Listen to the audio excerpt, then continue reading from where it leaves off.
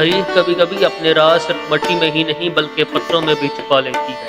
ایسے پتھر جنہیں صدیوں یاد رکھا جاتا ہے، ایسے پتھر جو جنگوں، خوابوں اور بغاوتوں کے بادشاہ ہوتے ہیں۔ ایک ایسا قلعہ جو طاقت، حکمت اور خوف تینوں کا مظہر ہے۔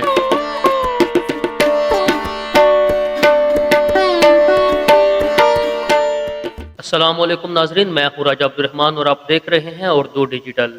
تاریخ کبھی کبھی اپنے راز صرف مٹی میں ہی نہیں بلکہ پتھروں میں بھی چھپا لیتی ہے۔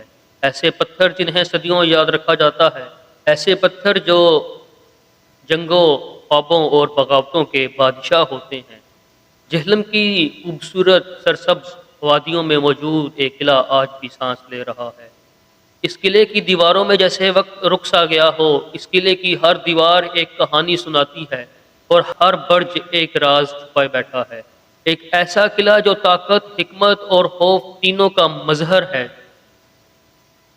یہ ہے قلعہ روہتاس، شیر شاہ سوری کی سوچ، ایک فاتح کا عزم اور ایک ایسی دیوار جسے کبھی بھی طاقت کے زور پر ہٹایا نہ جا سکا۔ آج ہم آپ کو اس قلعے کے بارے میں بتائیں گے اور اس کے پتھروں میں چھپی کہانیاں سنائیں گے اور جاننے کی کوشش کریں گے کہ آج بھی 500 سال گزرنے کے بعد بھی یہ قلعہ کیسے آخر پاکستان کی سرزمین پر اپنے عزت و وقار کے ساتھ قائم ہے۔ شیر شاہ سوری ایک عظیم افغان حکمران تھا جس نے مغل بادشاہ ہمایوں کو شکست دینے کے بعد 1541 میں اس کو بنوایا۔ یہ 16ویں صدی کا ایک عظیم قلعہ تھا جسے شیر شاہ سوری نے تعمیر کروایا۔ یہ قلعہ تقریباً 8 سال کے عرصے میں مکمل ہوا۔ 1548 کے آس پاس جا کر یہ قلعہ مکمل ہوا۔ شیر شاہ سوری مغل بادشاہ ہمایوں کو شکست دینے کے بعد اس نے یہ فیصلہ کیا کہ وہ اس قلعے کو تعمیر کرے گا۔ قلعہ بنانے کا مقصد کیا تھا؟ سب سے بڑا شیر شاہ سوری کا اس قلعے کو بنانے کا مقصد تھا کہ مغلوں کو روکنا، یعنی کہ شیر شاہ سوری نے جب مغل بادشاہ ہمایوں کو شکست دی اور وہ ہمایوں ایران کی طرف بھاگ گیا، شیر شاہ سوری کو خدشہ تھا کہ ہمایوں کہیں دوبارہ حملہ نہ کر دے، تو اس ڈر سے، اس خوف سے ان کو روکنے کے لیے شیر شاہ سوری نے یہ قلعہ بنوایا۔ اس کا دوسرا بڑا مقصد جو تھا، جو سب سے اہم مقصد تھا، کیونکہ جہلم اور پٹوہار کے علاقے میں گکھڑ قبائل کثرت سے آباد تھے اور گکھڑ قبائل مغلوں کے حامی اور وفادار تھے، اور اس علاقے میں گکھڑوں کا ایک اچھا خاصا کنٹرول اور اثر تھا۔ شیر شاہ سوری نے ان کے کنٹرول اور اثر کو ختم کرنے کے لیے اس قلعے کو بنوایا، جو سب سے بڑا مقصد تھا، کیونکہ جو گکھڑ قبائل تھے جہلم اور پٹوہار کے پورے علاقے کے اندر سے پھیلے ہوئے تھے اور وہ مغلوں کے اچھے خاصے وفادار اور حامی تھے۔ ان کے اثر کو، کنٹرول کو ختم کرنے کے لیے، ان کو اپنے ماتحت کرنے کے لیے شیر شاہ سوری نے یہ قلعہ بنوایا۔ تیسرا مقصد اس قلعے کو بنانے کا تھا یہ فوجی مرکز بنانا، یعنی کہ اس علاقے کے اندر ایک فوجی مرکز ہونا چاہیے جو پورے علاقے کو کنٹرول کر سکے۔ قلعے کی تعمیر ایک ایسی جگہ پر کی گئی جو شمالی پنجاب اور دریائے جہلم کے علاقے پر جہاں سے آسانی سے نظر رکھی جا سکتی تھی۔ قلعے کا مقام نہایت سوچ و فکر اور حکمت کے ساتھ منتخب کیا گیا۔ دریائے جہلم کے قریب ایک پہاڑی علاقہ جو اب جی ٹی روڈ سے تقریباً 8 کلومیٹر کی مسافت پر ہے، وہاں پر قلعہ بنایا گیا۔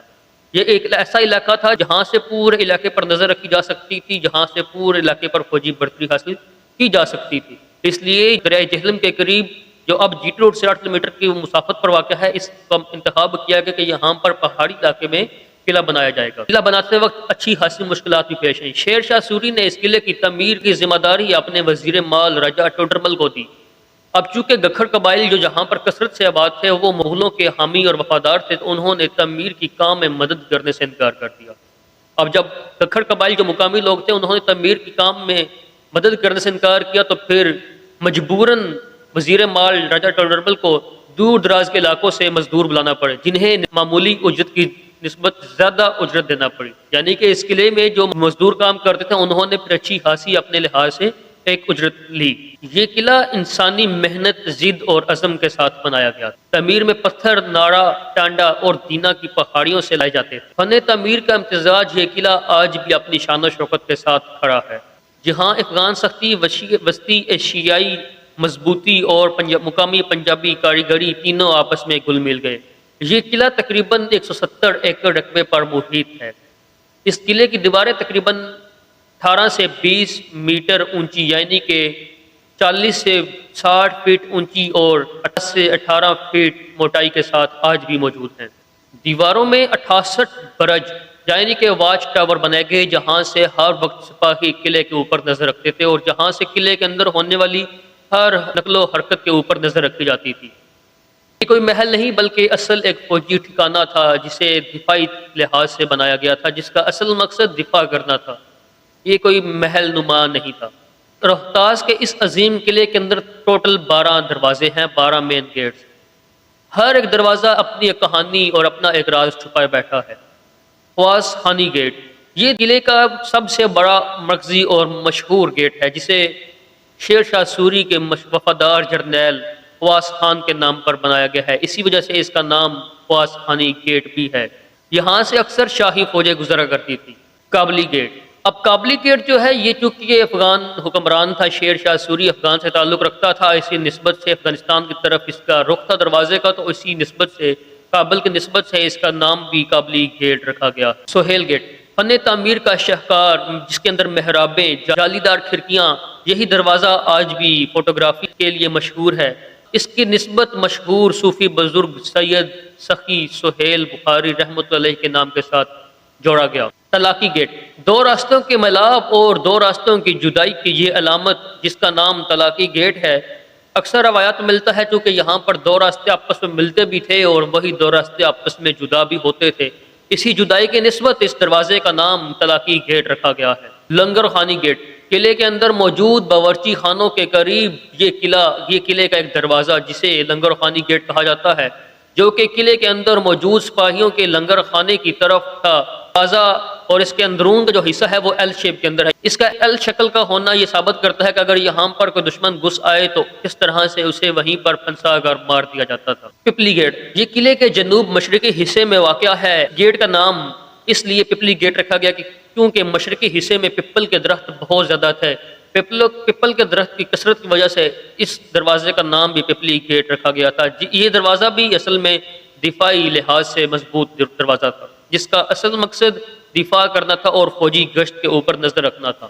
سر گیٹ، قلعے کے جنوب مشرق میں واقع ایک تالاب جس کا نام سر تھا، اسی تالاب کے نام کی نسبت سے اس دروازے کا نام بھی سر گیٹ رکھا گیا تھا۔ اسی طرح باقی تمام دروازے بھی ایک اپنے اندر کہانی چھپائے بیٹھے ہیں، اور قلعے کے اندر باولیاں اور خود کفالت کا نظام بھی تھا، یعنی کہ سیڑھی دار کنویں۔ قلعے کے اندر 3 بڑے سیڑھی دار کنویں موجود تھے، یعنی کہ مرکزی باولی، اس کے علاوہ پھر شاہی باولی اور محلہ جاتی باولی۔ پانی کے ذخیرے قلعے کی خود کفالت کی ذمہ دار تھے تاکہ محاصرے کے صورت میں سپاہی زندہ رہ سکیں۔ روہتاس قلعہ دفاعی لحاظ سے ایک حیرت انگیز منصوبہ تھا۔ اگر دشمن کسی دروازے سے حملہ کر بھی دیتا تو اس کو وہیں پر ختم کرنے کے لیے الگ سے منصوبہ بندی موجود تھی، جو قلعے کے اندر تعمیر کے وقت ہی کر دی گئی تھی کہ اگر کوئی دشمن حملہ کر دے، دشمن گھس بھی آئے تو اس کو کس طرح سے تنگ راہداریوں کے اندر گھسا کر مار دیا جاتا تھا۔ رانی محل، قلعے کے اندر حویلی مان سنگھ کے قریب یہ ایک محل جو ایک دفاعی قلعے کے اندر خوبصورتی کا ایک اضافہ تھا۔ رانی محل دراصل تاریخ کے بعد مغلوں نے قلعے کے اوپر قبضہ کر لیا تو اس کے بعد کی ایجاد ہے۔ بنیادی طور پر اس کے 4 کمرے تھے، لیکن اب چونکہ صرف ایک ہی کمرہ اپنی اصل حالت بچ چکا ہے اور باقی 4 کمروں کی بنیادیں آج بھی موجود ہیں، لیکن ابھی جو ایک کمرہ بچ گیا ہے اس کی بھی حالت خستہ حال ہے۔ شاہی مسجد، یہ مسجد یہ قلعے کی سب سے خوبصورت اور تاریخی مسجد ہے، جسے مکمل طور پر پتھروں سے تیار کیا گیا تھا، جس کا اصل مقصد قلعے کے اندر موجود لوگوں کی عبادت گاہ بنانا تھا۔ 3 بڑی محرابیں ہیں اور یہ مسجد آج بھی تقریباً اپنی کچھ اصل حالت میں موجود ہے۔ میوزیم، اس قلعے کے اندر ایک میوزیم بھی بنایا گیا ہے جہاں پر تاریخی واقعات، تاریخی چیزیں جو قلعے کی تعمیر کے دوران کھدائی کے دوران جو چیزیں وہاں سے ملی وہ ابھی تک رکھی گئی ہیں وہاں پر۔ 1545 میں شیر شاہ سوری ایک حادثے کے اندر فوت ہو جاتا ہے۔ یہ ایک ایسا حکمران تھا جس نے قلعہ تو تعمیر کروایا مگر اس کی زندگی میں یہ قلعہ مکمل نہ ہو سکا اور نہ ہی وہ اس قلعے کے اندر رہ سکا، یعنی کہ قلعے کی تعمیر کے دوران ہی 1545 کے اندر شیر شاہ سوری اپنے حلقے حقیقی سے جا ملتا ہے۔ شیر شاہ سوری کی وفات کے کچھ عرصے بعد ہی مغل دوبارہ سے اس قلعے کے اوپر قبضہ کر لیتے ہیں۔ اس قلعے پر قبضہ تلوار کے زور پر نہیں کیا گیا بلکہ ایک گورنر کی مغلوں کے ساتھ وفاداری کی وجہ سے یہ قلعہ مغلوں کے قبضے میں چلا جاتا ہے۔ مغلوں نے اسے فوجی چوکی کے طور پر استعمال کیا۔ مگر چونکہ یہ رہائشی قلعہ نہیں تھا تو اس لیے آہستہ آہستہ یہ تاریخی منظر نامے سے غائب ہو گیا۔ 19ویں صدی میں مہاراجہ رنجیت سنگھ کے دور حکومت میں یہ قلعہ سکھوں کے قبضے استعمال رہا۔ ان کی دور کی تعمیرات آج بھی موجود ہیں اور جو تاریخ کے اندر بھی ایک اہمیت کی حامل ہیں، ایک خاص اہمیت رکھتی ہیں تاریخ کے اندر بھی، جو سکھوں کی تعمیر کا کام تھا، جو اس قلعے کے اندر ہمایوں شیر شاہ سوری کی وفات کے بعد اور مغلوں کے قبضے کے بعد جو تعمیرات ہوئی اس قلعے کے اندر جو سکھوں نے کی، وہ آج بھی موجود ہے۔ پھانسی گھاٹ، قلعے کے اندر ایک پھانسی گھاٹ بھی موجود تھا کہ جو کہ اس لیے بنایا گیا تھا کہ اگر کوئی فوجی بغاوت کرتا ہے یا کوئی دشمن فوج کا کوئی سپاہی اگر قلعے کے اندر گھس آتا ہے تو اس کو موت کے گھاٹ اتارنے کے لیے پھانسی گھاٹ بھی بنایا گیا تھا، جس کی حالت اب خستہ حال ہو چکی ہے، لیکن وہ اب بھی اگر کوئی اس کے اندر جاتا ہے تو وہ ایک خوف کی علامت ہے۔ 1997 میں یونیسکو نے اس قلعے کو ورلڈ ہیریٹیج سائٹ قرار دیا ہے، کیونکہ یہ جنوبی ایشیا کے چند بڑے قلعوں میں سے ایک قلعہ تھا جو آج بھی اپنی اصل حالت میں کچھ حد تک موجود ہے۔ دنیا بھر سے سیاح آج بھی یہاں پر تفریح کے لیے آتے ہیں اور یہ منظر دیکھ کر دنگ رہ جاتے ہیں کہ کس طرح 16ویں صدی میں اس قسم کی مضبوط اور دلکش انجینئرنگ کا سسٹم موجود تھا۔ قلعہ ایک یاد دہانی ہے کہ ایک اصل طاقت تلوار میں نہیں بلکہ نظم و ضبط، حکمت اور منصوبہ بندی کے ساتھ ہے۔ ایک ایسا قلعہ ہے جس کو کبھی بھی تلوار کے زور پر فتح نہیں کیا جا سکا۔ یہ قلعہ آج بھی اپنی مضبوطی کے ساتھ کھڑا ہے، وقت کی آندھیوں باوجود اپنی شان و شوکت کے ساتھ یہ قلعہ آج بھی اپنی اسی حالت میں موجود ہے۔ وہ قلعہ ہے جو کبھی فتح نہ ہو سکا کیونکہ اسے پتھروں سے نہیں، عزم، محنت اور ضد کے ساتھ بنایا گیا تھا۔ آج قلعہ روہتاس اپنی تاریخی عظمت کے باوجود وقت کی سختیوں اور موسمی حالات کے شکار نظر آتا ہے۔ قلعے کی کئی دیواریں، دروازے اور عمارتیں جیسا کہ رانی محل، پھانسی گھاٹ وغیرہ اور کئی دروازے خستہ حال ہو چکے ہیں اور مرمت کے منتظر ہیں۔ یہ قلعہ نہ صرف ہمارا قیمتی ورثہ ہے بلکہ ہماری شناخت اور ہماری پہچان بھی ہے۔ یہ ہم سب کی ذمہ داری ہے کہ ہم اس عظیم قلعے کی حفاظت کریں۔ صدیوں پہلے تعمیر ہونے والا یہ قلعہ آج بھی خاموش نہیں ہے۔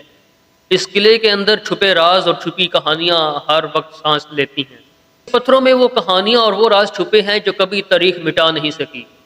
ہر پتھر ایک راز چھپائے بیٹھا ہے، ہر پتھر ایک اپنی کہانی سناتا ہے۔ یہ دیواریں، یہ دروازے، یہ محرابیں، یہ دیواریں، یہ دروازے، یہ محرابیں سب گواہ ہیں ایک ایسی عظمت کے جو صدیوں سے قائم ہے، مگر اب عظمت مدد کی پکار بن چکی ہے۔ ان پتھروں کو سنبھالنے کی ذمہ داری صرف حکومت کی ہی نہیں بلکہ ہماری بھی ہے۔ یہ ہماری پہچان ہے اور جو قومیں اپنی پہچان کھو دیتی ہیں وہ تاریخ میں نہیں صرف کہانیوں میں یاد رہتی ہیں۔